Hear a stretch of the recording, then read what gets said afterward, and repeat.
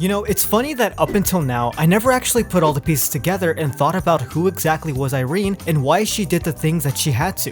Of course, we all know the story by now. Irene was someone who was blessed by the gods, and thanks to that power, she always tried to do the right thing and overall was morally gray when it came to her actions. She mostly chose what was best for everyone or whatever option would cause less casualties. Her past can get pretty dark when you really learn about the things that she went through and had to do in order to save everyone she cared about. Irene was able to do a lot of things and held incredible wisdom and power that we later learned was sorta based on a lie. Power doesn't come easy when she had to stop the end of the world somehow. With no other option, she sacrificed her own daughter and turned her into a relic so she could stop the world-ending catastrophe that was the comet. And when her partner, Shad, eventually found out where that power came from, Irene and the Divine Warriors took him down and banished him to another realm and just severed his soul. It's a pretty insane story, one filled with misfortune, tragedy, and worst of all, loneliness. Irene's life was long as she was immortal. She spent countless lifetimes fighting and watching people die, which eventually caused her to feel numb to everything. After being alive for so long, she only had one desire. She wanted to feel again. So she would sleep in the Irene dimension, waiting for her time to live a new life, reincarnated.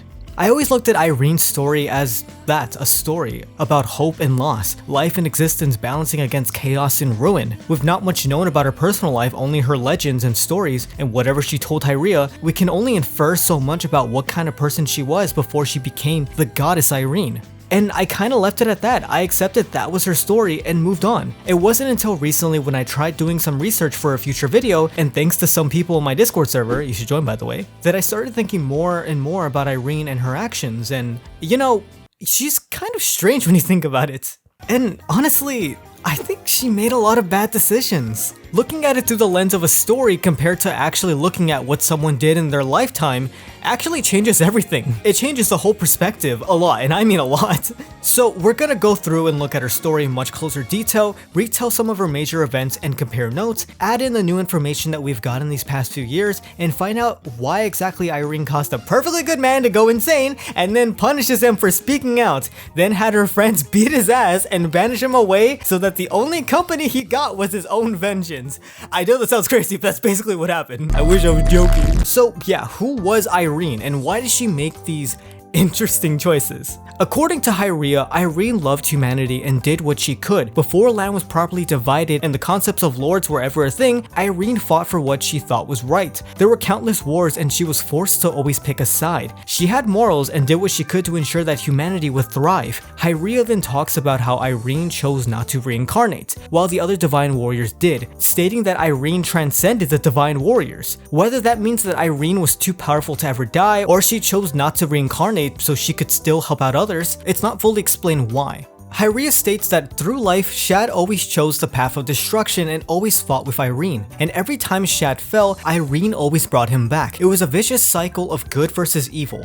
Irene loved Shad and cared for him, but over centuries of being alive, Irene began to grow numb. Through all the heartache of watching her loved ones die, she slowly lost the ability to care. So that's when she finally sealed herself in the Irene dimension. But that was the story that Hyrea was told, the story that she was also mostly around to witness. What is the real story that is unbiased by her good deeds? What actually happened?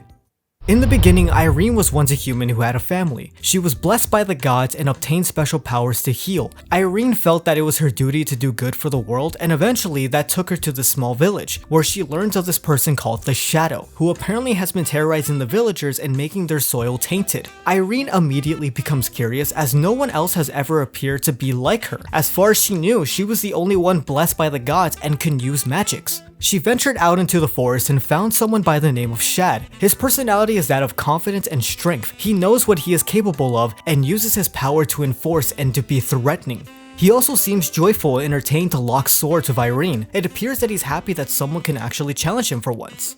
But Irene simply just laughs in his face. She's just happy to meet someone like her. But Shad starts to become enraged, proclaiming that people fear him. To everyone, he is a monster. How could she be so happy and optimistic while he has dealt with hardships because he was cursed by the gods? Irene immediately takes interest in him and says that she'll stick around and make sure that next time, if Shad ever tries anything, she'll be there to stop him. One day while Irene was out healing others, Shad was ambushed and almost taken out. They somehow bump into each other and Irene heals him. This would be the start of their friendship and soon to be romantic relationship. As time went on, Irene helped shape the world little by little. With the help of others, she introduced the concepts of lords and leaders, and it was around this time that she would meet the soon-to-be divine warriors, and eventually had a child with Shad. Things seemed to be looking good for the future, but something else was in store for them, and they possibly wouldn't get that future. Unknown to anyone except the chosen few, there was word of a comet that would destroy everything as we know it. We sadly don't have enough details about this point in time, only a few diary entries and a newspaper clipping. Was it Hala and his father who sought out Irene? Was it something else that called out to her? Did she find out about the comet on her own? Did Irene see visions, or was she already aware of the existence of Hala and their entire people? We sadly don't have enough information, but what we do know is that Hala's parents were the ones to create and test the celestial cannon, a device that exchanges the human soul for power. And Irene, knowing exactly what the cannon can do and the consequences, would use the power of the cannon to turn someone into a relic to save humanity from the comet. Irene sacrificed her and Shad's daughter to save humanity. But that wasn't the half of it. Somehow, in a funny twist of fate, the world was still not safe. A phenomenon known as the emptiness or the void was on its way to finish what the comet could not. There are a few theories on whether or not the void and the comet are connected, but as far as we know, the void or the emptiness is simply like a bacteria eating away and doing what it pleases. Correct me if I'm wrong in the comments. Irene did what she could to push it back, but she knew it wasn't enough, so she met with her knights and guards and properly turned them into the divine warriors. She bestows everyone a relic, giving Esmond the relic of the Protector, Menfia the relic of the Fury, Enki the relic of the Keeper, Kozak the relic of the Wanderer, and most importantly, bestows Shad the relic of the Destroyer, saying that the world needs balance, one of light and destruction. Shad seems taken aback but takes his burden in stride, knowing that it's for the greater good. Enki mentions that Irene herself forced them against the fates, and as the conversation goes on, Irene leads everyone to assume that it's simply a part of her power to form them, that she herself made them. She doesn't correct anyone. Enki then trails on, saying that their suffering to protect those that they love has just begun. Irene then mentions, "These relics are a part of you in more ways than you can ever know," never saying truly what they are, simply stating that the cost of power is immortality, leaving it at that. Irene then starts to break down, stating that it's for the greater good. Shad attempts to comfort her and stand by her side, until eventually, he finds out. Shad realizes that the relic he has been given was their daughter. Not only that, but from what we find out from the demon warlock, Hala, the protector and guardian of the celestial cannon, let Irene use the cannon multiple times for relics. The demon warlock asks in a conniving tone, "How many times did you let her use this? How many people did you let her bring here? How many of her friends did you let her trick? How many people did you let Irene kill?" Irene herself was already starting to feel the burden of immortality, along with hints of her beginning to feel less and less. The longer she was alive, the more she had to endure and solve the world's problems. The more she had to exert herself, and the more she had to watch her loved ones die, whether by her hands or by natural causes. On top of this, her close friend and holder of the Protector relic, Esmond, was in love with Irene and constantly fought with Shad for her attention, causing more problems that she didn't really want to deal with. Eventually, the Divine Warriors thought to get rid of Shad, thinking he was to blame for Irene losing her emotions and lost in mental state. The Divine Warriors already didn't get along with Shad, as his attitude and viewpoints often clash with Irene, so they thought it was best to get rid of him and make Irene feel happy again. Shad being accused of Irene's suffering and finding out that Irene has been withholding information, he loses faith in her and rebels against her. Shad eventually lost himself in his betrayal and became the Shadow Lord. And through time, he would fight Irene, and she would send him away in different realms to fight their battles. But Shad eventually became strong enough to break them. But through it all, Irene still loved Shad. She always brought him back. But there was a point where he became too powerful, and Irene created the Irene Dimension to fight and hold back the Shadow Lord. And thanks to the help of the Divine Warriors, they broke Shad's relic and sealed him in the Nether. Somehow, Irene didn't mourn the loss of Shad, and this brought her sadness that she couldn't feel anything even though she lost someone she cared deeply for. The Divine Warriors eventually passed away, and that left Irene all alone. But one day, Irene came to Hyria and asked to feel again. She then decided to take her power away, seal herself in the Irene Dimension, and lock away her memories, and sleep until she was needed again, giving Hyria a staff and telling her, when the time was right, place it somewhere where the world needed her most. And that's Irene's story. Yeah, we have a lot to talk about. So let's get the big one out of the way. Irene sacrificed her own daughter. And when you think that's bad enough, she didn't tell her husband, boyfriend, person, Daddy, Shad, she didn't tell Shad. Irene was at the point in her life where she knew that she was special and that she had to make the world a better place. She traveled the lands and sought out people to help in their time of need, and even pushed herself to make sure that everyone was healed, and it was that exact thinking that brought her downfall. It's that reason why she couldn't mourn Shad. She knew what happened to Shad was for the best. She always chose the best option for humanity, but obviously this upset her deeply inside. It honestly sucks that she was too far gone to even care about Shad dying, but what I think is worse is that she never second guessed it. She never second guessed any of her choices to the point where killing her own daughter, even though it would save millions, she never mourned for her. She never brings it up and just forgets about it. And I guess she hopes that Shad would just forget about it too. I mean, it's a child. You can't just leave it at the Walmart. You can't say that the scene where she tells the Divine Warriors about the relics and she breaks down a little bit, that could have been a sign, but then why didn't she just tell Shad the truth? Why did it have to be a secret?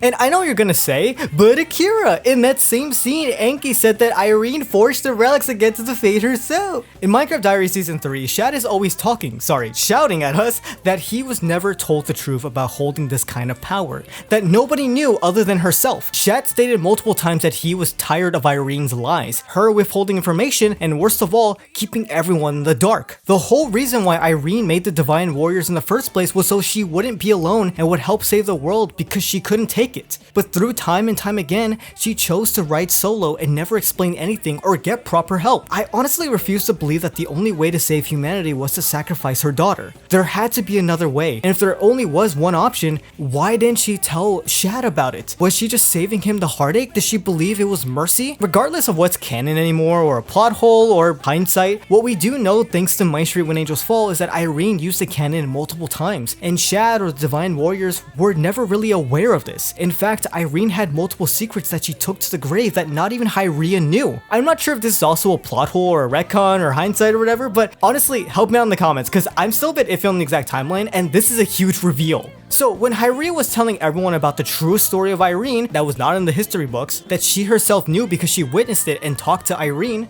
she never once mentions why Shad rebelled. She simply says time and time again, Shad and Irene fought in a vicious cycle, and then goes on to say that the Divine Warriors thought to get rid of Shad and end Irene's suffering. Then Hyrea mentions that Shad was not the cause of darkness, as darkness is caused by humans and not by a single person, which if we go back to season 3, Irene herself gave Shad that role because the world needed balance, so yeah, it was not his fault. But obviously in the story, Shad became the Shadow Lord due to the betrayal which caused the darkness and everything. So here's my question. Does that mean that Hyrea never knew about what Irene did to Shad's daughter? To add more icing on the cake, when it's revealed that Aphmau was pregnant with Aaron's baby, Hyrea seems insanely interested in the fate of the baby, saying how it's funny how fate works, referencing that the baby's lineage is that of a destroyer and the goddess of Irene, a literal child of good and evil. She can't help but wonder how their fate will end up being, saying straight up that Irene never had any kids herself, but she always wanted them. This relic is of Shad, the Destroyer. There are two ways for the relics to find a host. One is for them to seek someone of like personality of the original wielder, in this case Ivy. The other is to find a member of the bloodline. Bloodline? Wait, does that mean Levin is my great-great-grandson? He has the bloodline of Irene! No, Irene was once a human many centuries ago. She had family, and she did a great job keeping them around her. Irene never had any kids herself, but she did want children of her own. This makes no sense. Aphmau, you are with child, are you not? It's clear why Shad's relic wants to go to you. You have his bloodline child. It's funny how fate works. A child of good and evil. I'm interested in how your baby's fate will intertwine with the strings of destiny.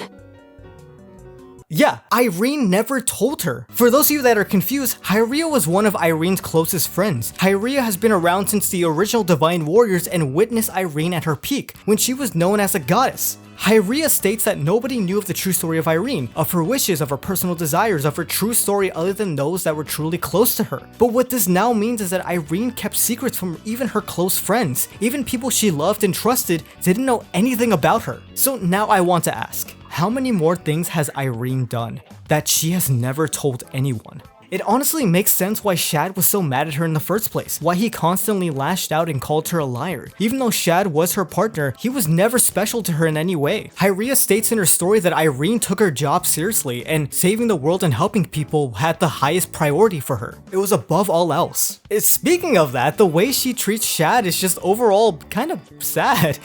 Wait, guys, I just realized something. Sad is Shad, just add the H.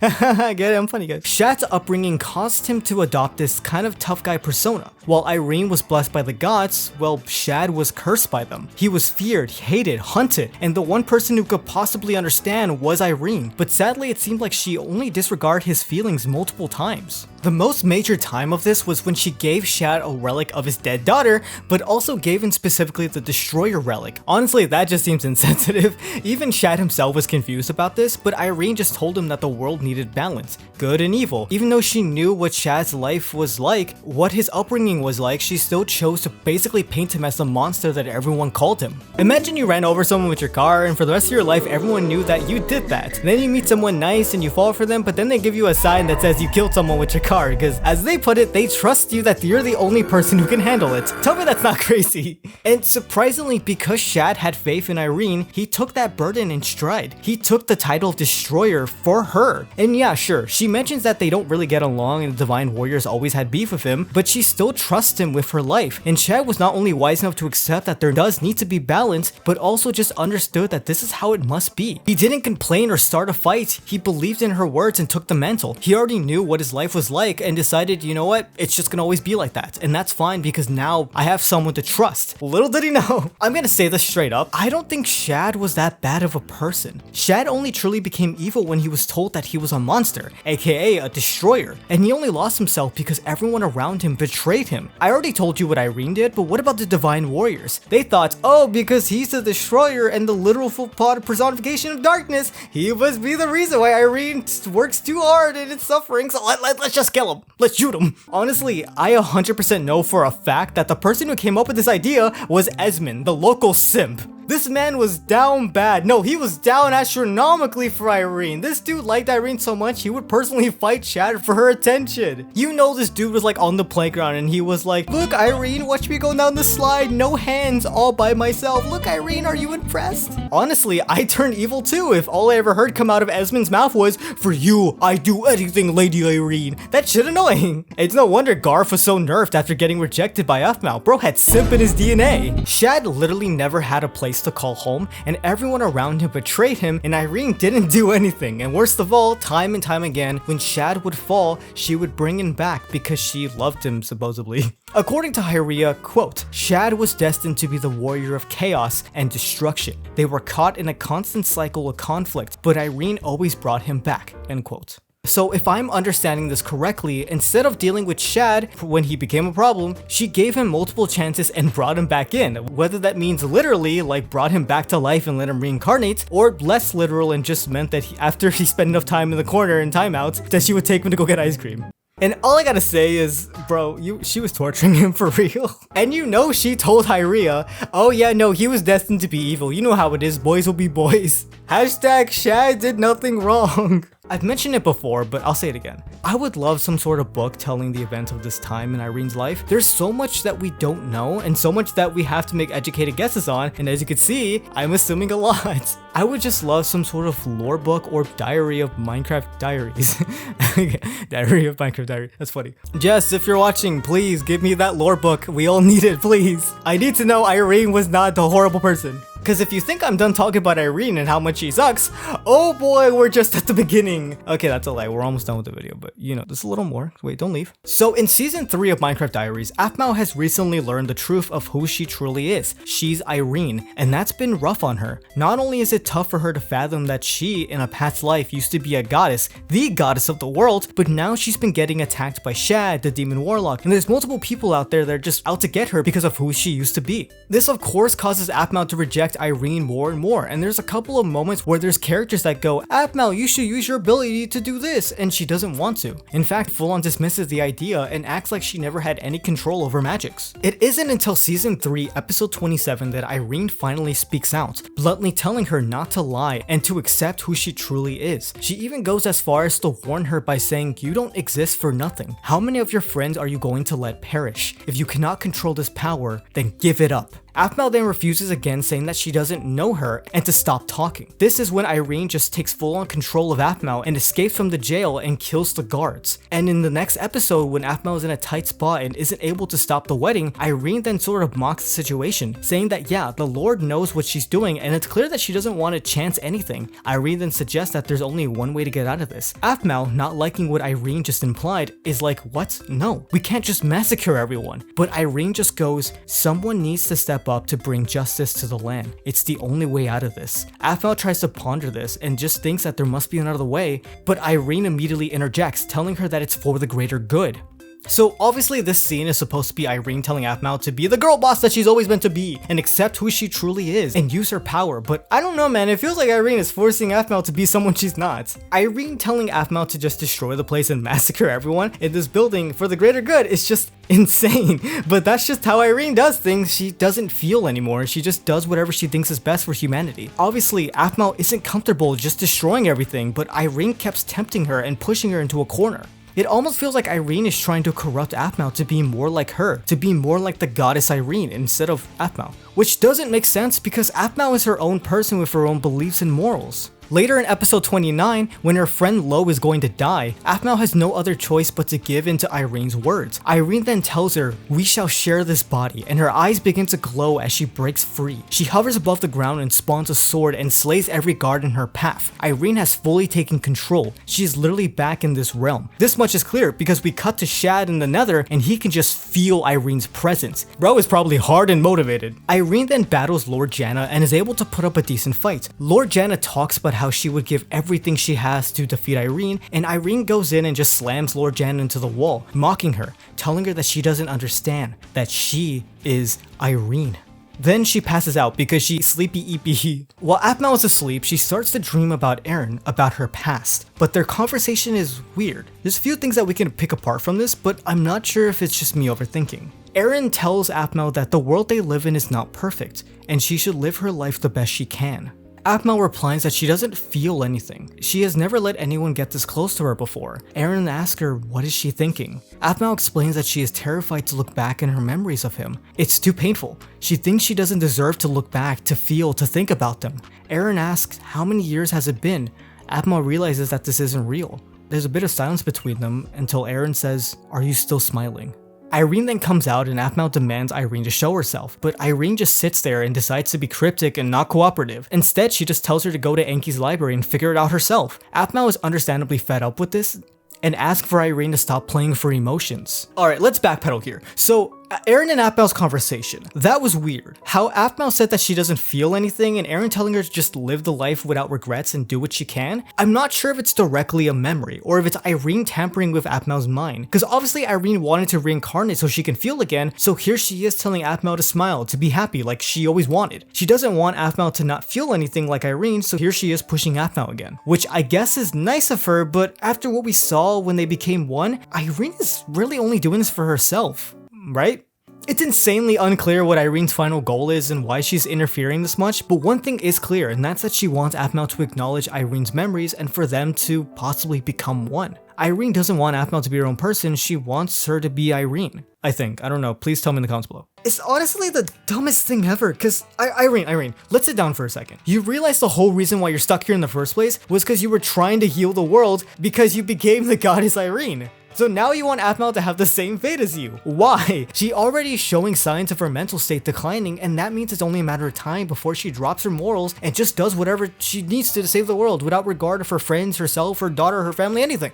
do you really want Aphmau to go through the same fate as you? I really hope that Irene is simply trying to show Aphmau everything so that she won't be like her, and she's letting her figure out everything on her own. That way she could be her own person, but I don't know if that's the case. Because, like, why is Irene being so difficult? We get it, you're a goddess, you have to be, like, celestial, but why are you being so vague? I hate the whole, like, in order for you to understand, you have to do a side quest. Just talk to her, dude, it ain't that complicated. Obviously, it's crazy to look back on Irene and talk about her choices. It feels weird, because obviously the entire time we hear about her or see her, she's this unattainable goddess of pure power and good. And back when season 3 came out, we can only infer what she did and why Shad was so hateful towards her. Then when Angel's Fall came out and we learned about relics and where they came from, and we saw these flashbacks, which changed everything for the better, for the worse, I don't know, it's hard to say. Let me know what you all think. Obviously, please don't hate on anyone's opinions, and please don't attack Aphmau or anyone. I know I'm basically stirring the pot right now by claiming that Irene kinda sucks, but please remember to be respectful to others when theorizing and talking about your opinions. I'm merely starting a discussion cause yeah, this was the first time I sat down and really thought about Irene and her backstory.